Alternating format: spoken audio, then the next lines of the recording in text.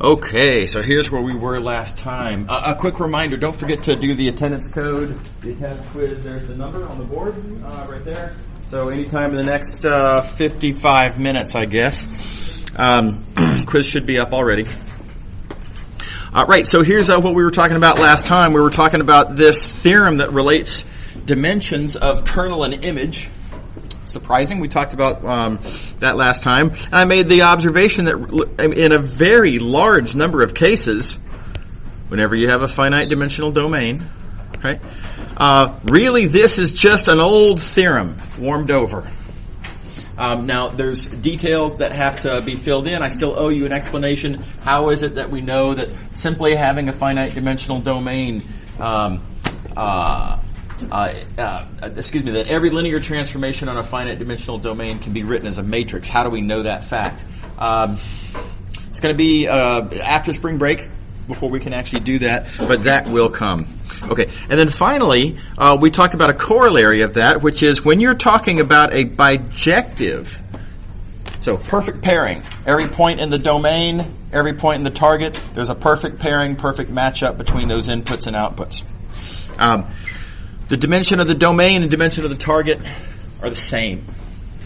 And it's just a special case of the above theorem. Okay, so I want to show you a really nice application of this fact. This goes back to Chapter 4. In Chapter 4, there was a theorem that I mentioned at the time. Well, we're not going to prove it right now because it's so much easier to prove later. And here we are. The theorem was that when you're looking for a set of solutions to a homogeneous nth order differential equation satisfying the conditions of the existence and uniqueness theorem, all that stuff. The set of solutions is an n-dimensional vector space. All right, we never proved this. I asserted it. I made a lot of use out of it, right? But we still, to this point, have not proved it. The book proves it. The book's proof is very clunky, very opaque, very unsatisfying. Perfectly rigorous, but very unsatisfying. So I'd like to show you what I think is a much more elegant solution, much nicer. By the way, all we have not proved is that it's n-dimensional. We have already proved that it's a vector space. We did do that back in Chapter 4. Okay, so here's a proof, really clever idea. Wish I'd thought of it. We're going to define a new linear transformation. And that's, of course, why we couldn't have done this in Chapter 4. We hadn't defined linear transformations. Okay, here's my domain for my linear transformation is this set of solutions that I'm trying to understand. This is what I'm hoping to show is n-dimensional. Okay, the target for my linear transformation, singular, is the set of initial values. Now keep in mind when you have one of these kinds of differential equations, an initial value or an initial condition is a list of, well, what's the value of the function, what's the value of the derivative, what's the value of the second derivative, etc., all the way up to the n-1 derivative. Okay, that's what an initial value is, or an initial condition. Each one of those is, of course, a number. There are n of them. Right? So another way to say this is that an initial value really is just an ordered list of real numbers. In other words, an initial value is a vector in Rn. Right? So it's important to realize that you can think of this target space, this what I'm calling I, set of initial values. You can view it as the set of initial values, or you can view it as just Rn, because of course that's what it is. All right. So there's a domain, there's my target. Now let me tell you about this linear transformation that I'm going to define. This linear transformation T, let me circle that better. T is defined by this really easy little formula. Keep in mind, if I'm going to define a function, I have to suppose that you give me an input, and then I have to then tell you how to compute the output. So if you give me something in the domain, if you give me a solution to the differential equation, y, right, let me color code. If you give me a solution, right, then the output value is just, well, what is what's the initial value of that solution? Just look at the function and the appropriate derivatives. This function that you gave me, y. Look at that function as derivatives, plug in x equals 0. And that gives you the corresponding initial condition. Easy to define linear transformation. Weird, right? That I would want to do this to view this as a linear transformation. It's a much easier, much more natural to view this as, I guess every so often you want to plug in x equals 0. Right? But we're going to take big advantage of the fact that this is in fact a linear transformation. Now I'm going to leave it as an exercise for y'all to prove that this is a linear transformation. It's just like all of these other exercises we did back here. How to prove, for example, that this is a linear transformation. How to prove that that is a linear transformation. And it all is pretty much just show that when you put a linear combination in, you get a linear combination out. Right? Straightforward process. You got to think through, though, not only what does it mean, but how does the context suggest how it should be written down. But that is my function. Make sure that you can check for yourselves that that is a linear transformation. Okay. Pause before I go on. Does anyone have any questions about what I've done so far? Not clear yet, by the way, how this helps us. Okay. All right. So here's the key observation. This function, this t, is bijective. It is 1-to-1 and onto. And it's actually really easy to see why it is that this function is bijective. It all boils down to the existence and uniqueness theorem. Now, let's think about this. Forget about what we're doing right here. Let's think about this from a chapter 4 point of view. What does the existence and uniqueness theorem say? It says that certain conditions being satisfied, such as the case we're dealing with here. If you give me an initial condition, there is exactly one corresponding solution.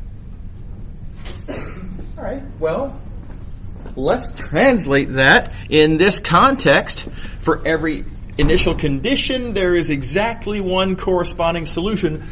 Would say here, for every point in the target, there is exactly one preimage. That's the definition of bijective right there. Right, so it's kind of a freebie. That this is a bijective linear transformation is an immediate consequence of the existence and uniqueness theorem. So, let's summarize. We have a linear transformation that is both 1-to-1 and onto. I refer you back to our theorem our corollary from last time. If you have a linear transformation that is 1-to-1 and onto, dimension of the domain is the same as the dimension of the target, and it's practically all over at this point. Reminder, our target is Rn, which is clearly n-dimensional. I mean, that's an easy one, right? Rn is clearly n-dimensional. Therefore, our domain, our set of solutions, must be n-dimensional. And we've proved what we wanted to prove. I guess I should do that in green. Therefore, n-dimensional. It's a pretty cool proof. Now, I suggest that you compare this to the book's proof. I want you to, at your convenience, you've got all spring break. But at some point in that time, flip on back to chapter 4 and section 4.1 and look how the book proves that the set of solutions is n-dimensional. And I think you'll find it's extremely hairy and ultimately very opaque in that sense. What we have here is not just a rigorous argument, but also kind of a way of thinking about it. Why is there an n-dimensional set of solutions? Well, because there's this n-dimensional set of initial conditions, and these pair up perfectly. So that's, I think, ultimately a very simple argument. There's details to be checked, of course, but ultimately there's a satisfying kind of connection made there. So that's why I like this one better, and that's why I skipped the book's proof back in chapter 4. Okay. All right. Questions? Pause. Everybody good? All right. Moving along. Okay, so we're going to do some pretty weird stuff today. This is this 5.2 is it's going to get a little abstract. But ultimately we're going to do some extremely powerful stuff today. We're going to be able to finally prove some other theorems that we've talked about from chapter 4. Theorems about, you remember that whole business about when you have repeated roots in a homogeneous differential equation and that you just start multiplying by powers of x? We never proved that. And I furthermore never gave you even the vaguest reason to even believe it, other than maybe you trust me and you trust the book. Right? But any sort of a mathematical argument as to why that even kind of ought to be true, I've given you nothing. Right? We're going to be able to prove that with the stuff that we are going to do today.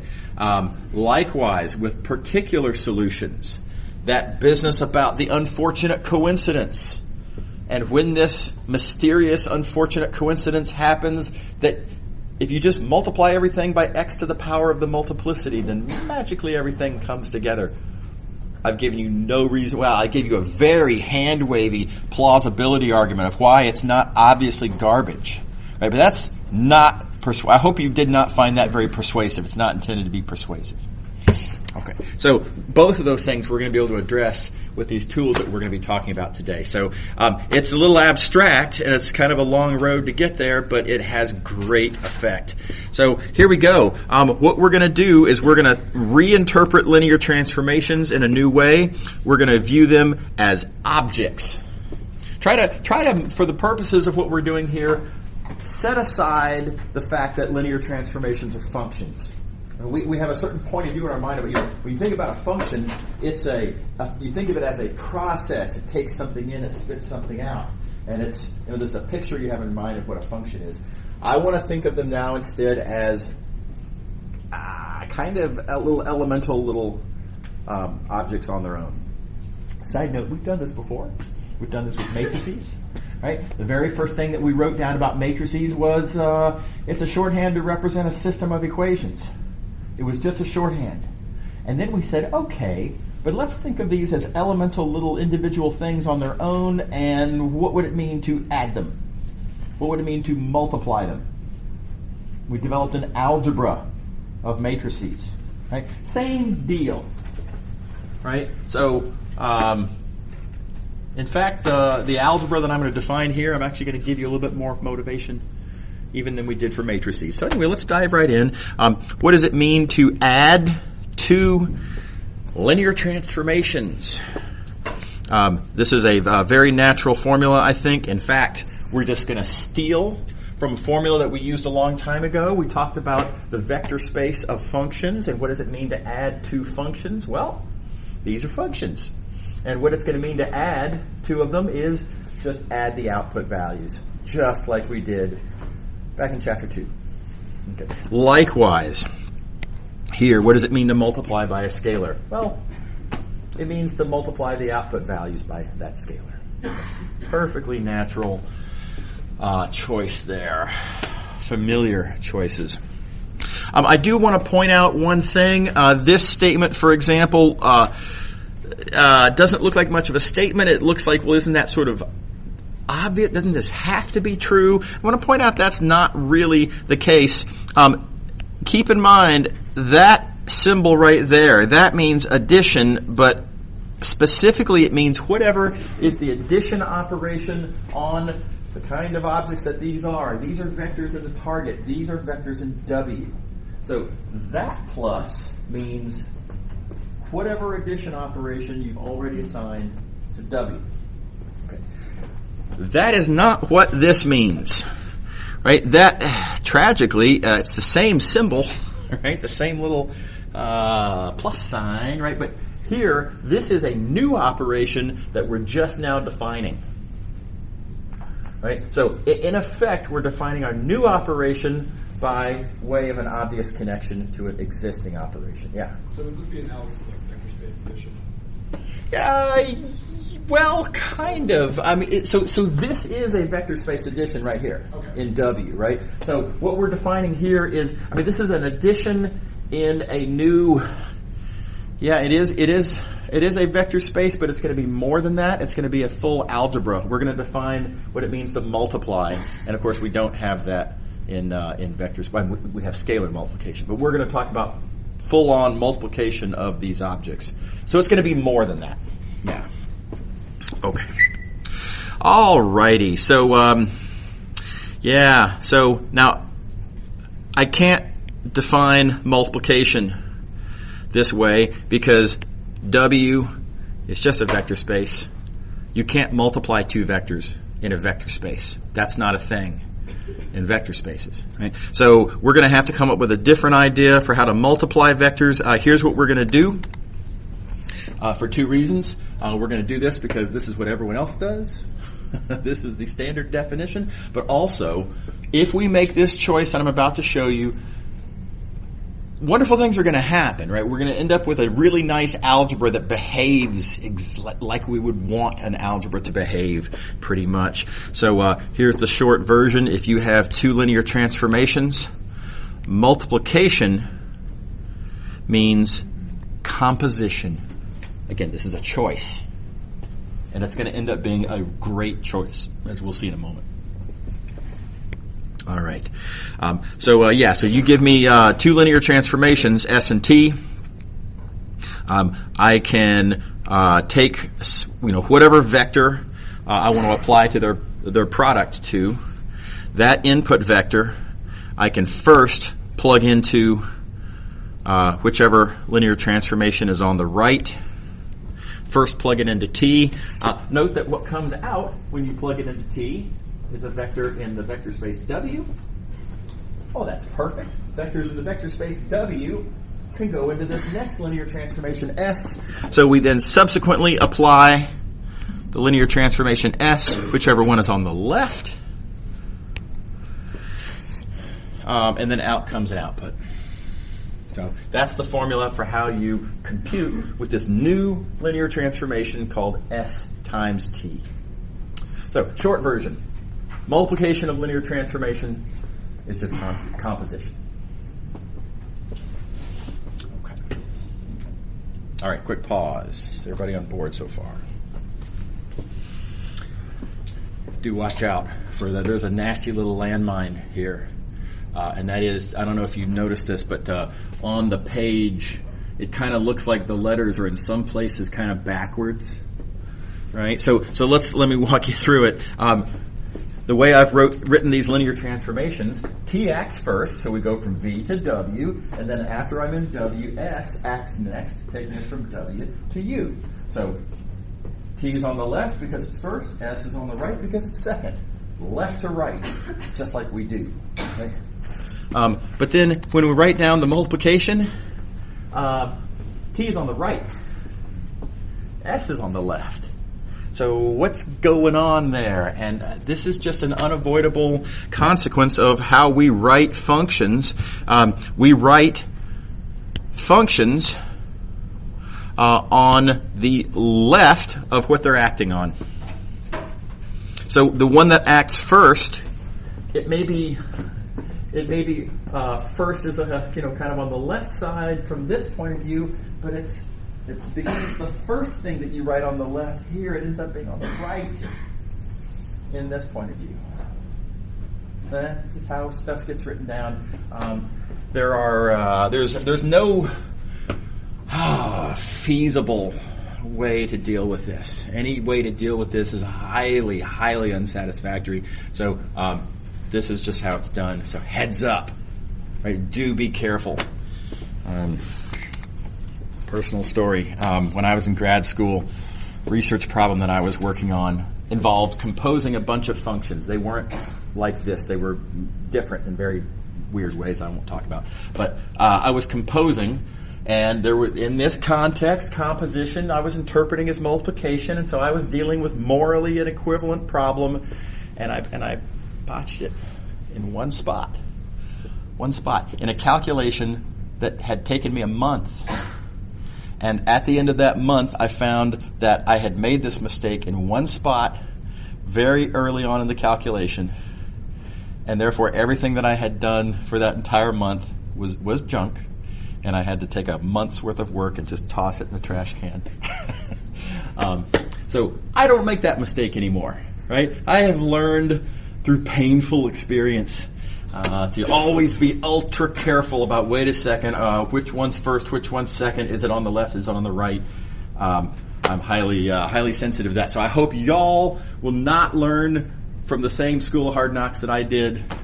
Hopefully just learn from my experience. Okay, so look at what comes out of this. We've just defined an addition, we've defined a scalar multiplication, and we've defined a product, a vector product. And with those operations all defined, look at all these good old familiar formulas that all seem, well, shouldn't an algebra have to behave this way? And they're all good. They're all true. These are 9 true facts of this algebra that we just defined. That's extremely useful. So, short answer then, why do we define multiplication as a composition? Well, because it leads to something that's supernatural. Oh, that was an unfortunate choice. Extremely natural. Right, not supernatural. Okay. I will point out, conspicuously absent from this list, it is not true that multiplication's commutative. And this is a disappointment, right? We're pretty accustomed to, in high school algebra of real numbers, that, A times B is B times A. Not for linear transformations. But that is weird. And so you complain, well, that's insane. How can we deal with that? Let me remind you, you've already seen something kind of like this before. Multiplication of matrices is not commutative. So this is a kind of familiar sort of a weirdness. This is not our first time to have to, deal with disappointment of this sort. So just keep that in mind when you're doing this kind of algebra. Okay. I am going to show you how to prove these 9 facts. I'm not going to do all 9, obviously. I'm going to show you how to do one of them. I'm going to show you how to prove this one arbitrarily. I suggest that you do at least a couple of them on your own. You don't have to do all 8 of the remaining. That's not necessary, probably. But please do make sure that you can do these. And I think if you can comfortably do 2 of them after I've done this one, then you're probably fine.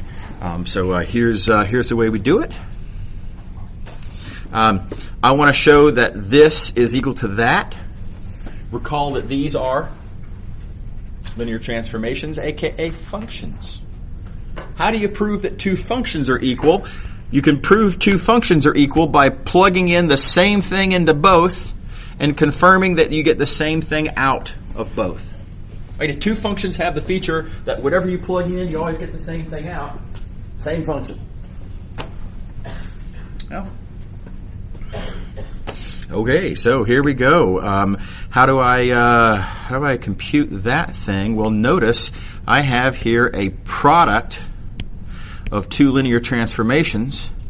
And the way you define a product is with a composition. And so notice what I have here is just literally a composition. I'm taking the V that I'm plugging into this product. I'm first plugging the V into whichever function is on the right. And then after that, whatever comes out, I'm plugging that into the function that's on the left. Straight out of the definition, products are compositions.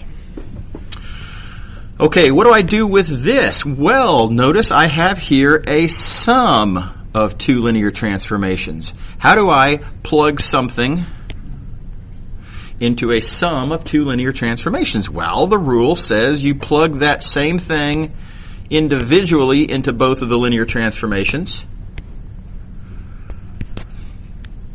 and then you add the outputs. So again, all I'm doing in this second step is just straight out of the definition of what I mean by this algebra, this new operation. And likewise on the other side, you interpret this as a sum, like so, straight out of the definition. You interpret this product as a composition, just like before.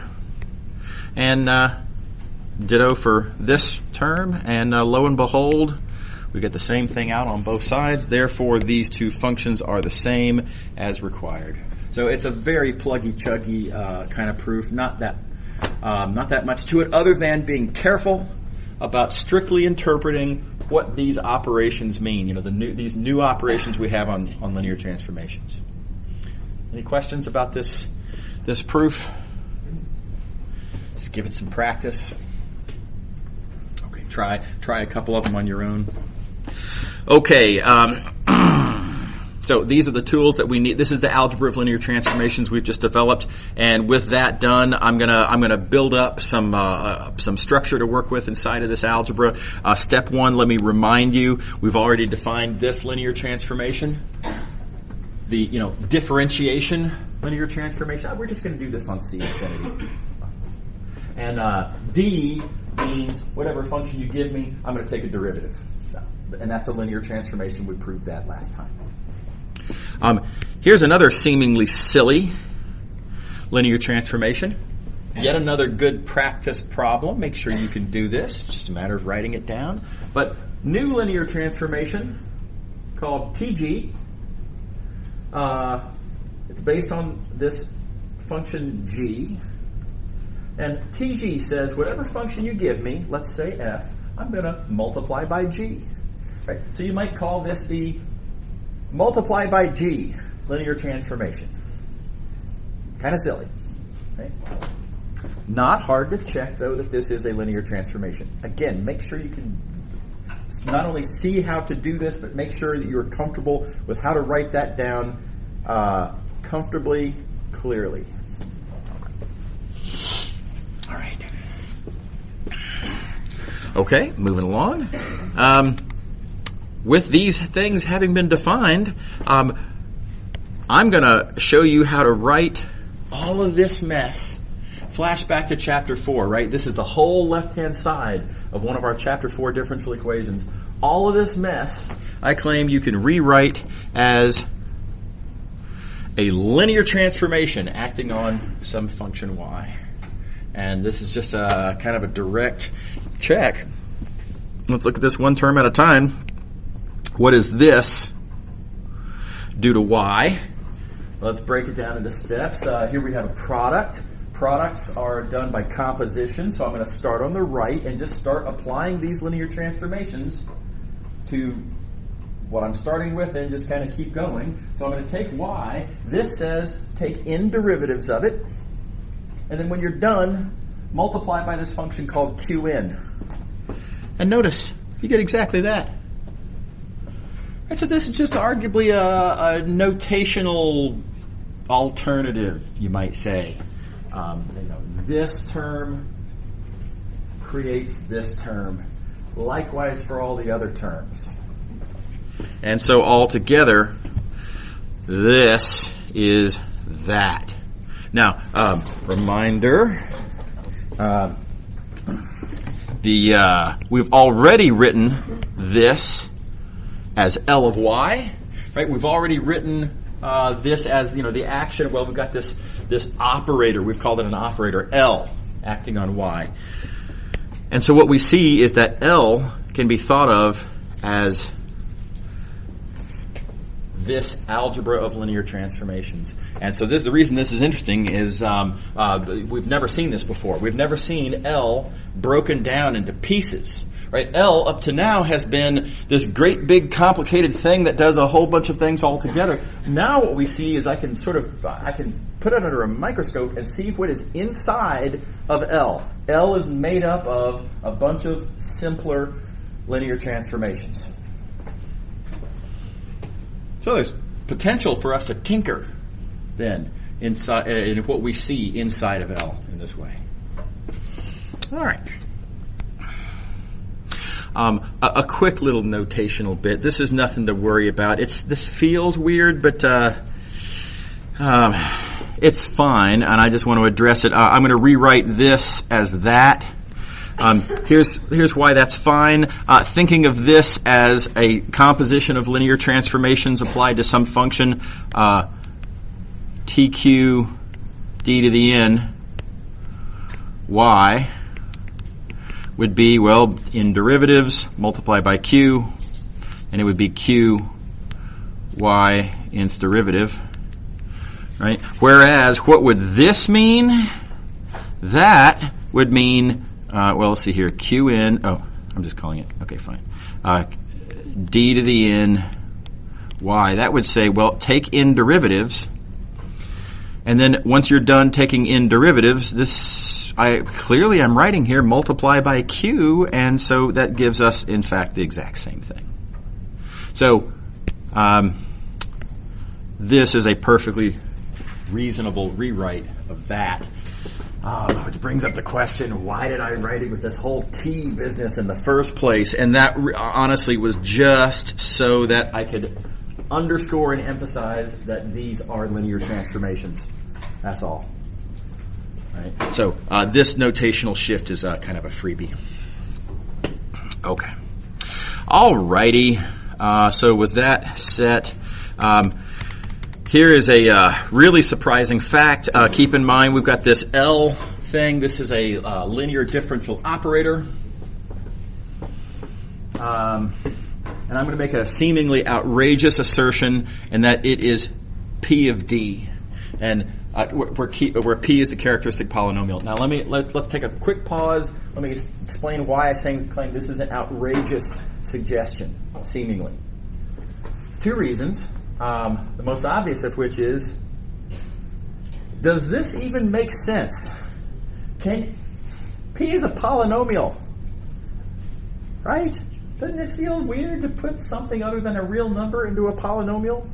Doesn't that seem like I'm put a bicycle into a polynomial? You can't do that. That doesn't make any sense. You can't apply a polynomial to bicycles or trash cans, right? You apply polynomials to numbers. It seems. Okay, well, wait a second. We have applied polynomials to complex numbers. That was okay. Why is it okay with complex numbers all of a sudden? Well, look, we got comfortable with the fact that really, if you want to plug something into a polynomial, you just need to be able to do what the polynomial says to do. And the polynomial, think about what a polynomial is, you've got to be able to take whatever you're doing it to, you've got to be able to multiply it by itself, you've got to be able to multiply by real numbers, and you've got to be able to add those results. That's what a polynomial is. Powers, real coefficients, and addition. That's what a polynomial is. Good news. We can do all that to D. I can't do it to bicycle. So it remains, you cannot take P of a bicycle because you can't multiply a bicycle times another bicycle. But you can multiply D times D. You can multiply some power of D by a coefficient scalar. And you can add those resulting things. So because we have an algebra of linear transformations, weird though this might appear to be, this is actually perfectly meaningful. Unfamiliar, but it's not garbage. So that's going to take a little sinking in, right? I want you to take some time, we can't do it right now, but take some time after class and try to persuade yourself that, all this P says is follow certain instructions and we can totally do it to this thing. Okay. Now, just because this isn't garbage, it does not immediately follow that it's equal to L, so let's talk about why that actually works out as I describe. Let me remind you what L is. Our L is, by the way, we're looking at constant coefficient operators at this point. So constant coefficient means that I have something like an d to the n plus, etc., plus a1d plus a0. With that L, flashback to chapter 4, I can write down the characteristic polynomial. Good news, the characteristic polynomial says just kind of, in some sense, pull down the coefficients, and so I get an lambda to the n plus etc. plus a1 lambda plus a0. That's p of lambda. P of d, then? P of d says just take d and stick that into wherever you see a lambda, which gives me, an d to the n plus dot dot dot plus a1 d plus a0, and lo and behold, as I was hoping, L is P of D. This is it. So this is, again, creepy looking. When you first look at it, can you even do that? How would you know that this is true? Until you realize, of course you can, and this is really nothing more than a kind of a notational observation. No big deal. Okay, still a certain amount to digest there. Okay, I told you it was going to get weird today. Okay, all right. All right. We've made the observation that multiplication doesn't commute, right? It just doesn't. When you compose functions, think back to even as early as Calc 1. You could easy examples that composition of functions does not commute. Sine of x cubed is not the same as the cube of sine x. Right? These are very different things. Which order you do of course that matters. Compositions do not commute, so of course this product does not commute. Notice though, in this case, you can kind of see exactly in what way it doesn't commute, because you're taking a derivative of a product. So it is literally the product rule that makes it not commute, right? I mean, there's that, whereas, you do it in the other order. If you take the derivative first, right, then you get just that term. So the product rule is the issue.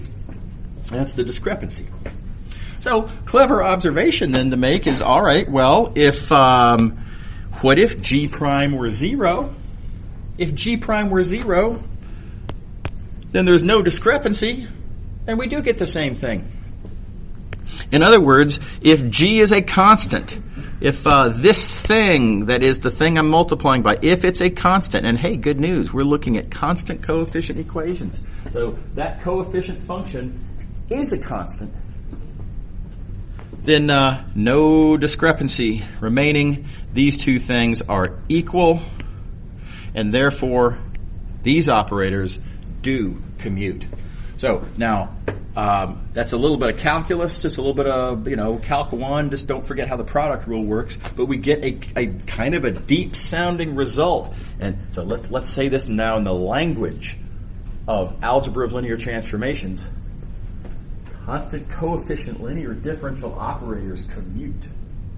It sounds really deep when you say it like that, right? But when you say it from a Calc 1 point of view, the product rule, this extra term in the product rule is 0. It's a Calc 1 observation, really. Okay. Turns out this is also really important, and now I can start to show you why. I claim that because of that commuting, these operators factor, and they factor just like high school algebra factoring. And I'm going to try to point out why that is here. Let's look at, suppose I have d minus 3 times d minus 2. Let's multiply this out. It's just a straight up FOIL. That's d squared minus 3d. Now let's be careful here. Minus d2. Right, be careful because d is on the left there and the 2 is on the right. So I have to write that as d2, not 2d. And then plus 6. Well, if I know that these things commute, which I do, because of the commuting, right? I can rewrite this as d squared minus 3d minus 2d. There's where the commuting comes in, plus 6. And therefore as d squared minus 5d plus 6. So, so you can see it in how this result worked out. If you have a polynomial in D, constant coefficient linear differential operator, right, you can factor it just like you would expect because of the fact that all these things commute. So now it's getting really weird at this point, right? So I mean, let's look at our punchline here. This is our brand new way of thinking about Chapter 4 L's. Right? Previous to today, L was just it was shorthand to represent, hey, all that ugliness that we do to on the left side of the differential equation, all that ugliness, let's just call it L to save ourselves a bunch of writing. And now, two things. For one thing, we've peered deeply inside of L. We can see L is made up of a bunch of algebra of linear transformations, but furthermore, that we have things that we can do. We can take those polynomials and we can factor them. Therefore, we can move terms around. This factoring, everything commutes, so I can put these terms in whatever order I want. Makes no difference. Really surprising. We had no inkling that anything like this was going to happen back in Chapter 4. Okay. All right. Okay, so now we're pretty much ready to start proving Chapter 4 results now. I'm going to start off with a kind of an innocent one, and that is to try to motivate where do solutions to this equation come from? Let me remind you, for constant coefficient, by the way. Right, so, where did we get our solutions? Ultimately, we made a really good guess. Look back in your notes at Chapter 4, very beginning of Section 4.2. Looking at the constant coefficient case, we said, hey, I got an idea. I wonder if maybe exponentials might work. Totally out of thin air, no justification, just guessed. And then it turns out that motivates the characteristic polynomial, and roots give you solutions, and everything else kind of snowballed from there. We made a wonderful guess. And that's a little bit of a cheap trick, right? To just kind of guess the solution and then prove you're right. Okay? So what I'd like to do now is show you a point of view on the question of how one might motivate that guess. And it goes like this. L is this factored product of linear transformations, as we just observed. All that really, really abstract discussion up there about algebra of linear transformations. I can reorder these factors however I like. So, for example, let me pick out of there this factor, let's say, whichever factor you feel like. Move it over to the right, take all the rest of this and move it over to the left. That's just shuffling factors. Everything commutes, so no problem. And now let's look at this differential equation. And I make the following really simple observation. Hey, I got an idea. If I want to find a function that makes all of this stuff 0, how about this? How about I just find a function that makes this 0? If by whatever means, if I can find a function for which this factor, d minus ri, makes it turn into 0, well, then we're done. This linear transformation applied to 0 is definitely going to give us 0. We definitely have a solution. So that's a point of view. Remains to be seen. Okay, well, how am I going to find something that makes this 0? And, well, that's an easy question, as it turns out. Making that 0, just write it down. It just means you're looking for a solution to the natural growth equation, and we already know solutions to the natural growth equation, exponentials. So if you had no such good fortune, right? Imagine you're at the start of chapter 4 and you have no foot in the door, no idea where to start. Never occurred to you to try exponentials. If you already knew this algebra of linear transformations, which we totally, I mean, in the abstract, theory we could have. Pretty clever, pretty natural way to break down the question, and it motivates exactly what ended up working. I think that's kind of nice. Here's the next one. A little bit of algebra. One last little bit of algebra before we do our last proof. Y'all know that these kinds of solutions are going to end up being important. So let me show you some algebra of those. If you apply d minus r to a function of this form, let's see what we get. You'll see why in a minute. By the way, very importantly, the r, that is this coefficient, that's got to be this r here. All right. So let's see here. Well, first let's take the derivative. The derivative, we have a product rule situation, so the product rule gives us that, and then I need to subtract r times that thing, and of course that gives me that. So there's, cranking out what that operator does, d minus r. Notice that cancels that. And all we're left with then, we are left just with that one term there. So this is a really nice thing that happened. As it turns out, if you have a function of this form, d minus r does a very simple thing to functions of that form. It takes this power of x and it reduces it by 1. And then gives you a constant factor out front that we're going to end up not being that interested in. But so structurally, d minus r cancels out a factor of x. Kind of. All right. Second quick observation: when there are no x's there, if it's just x to the 0, in other words, if you have just an exponential, d minus r on that gives you 0. Also easily checked. Okay, and it turns out this is exactly what we need to be able to address our problem. Keep in mind, we're looking at, we're trying to set L equal to 0, trying to find solutions that make L equal to 0. Don't forget L is P of D.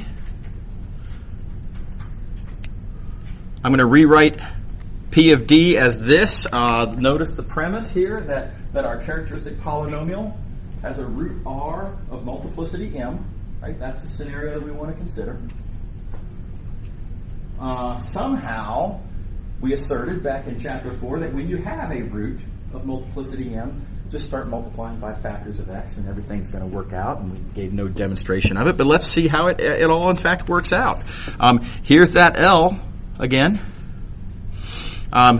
Here are these functions that I claim are solutions, again, with no justification. We did not prove this at all back in chapter 4, but I just asserted that x to the k, e to the rx, works.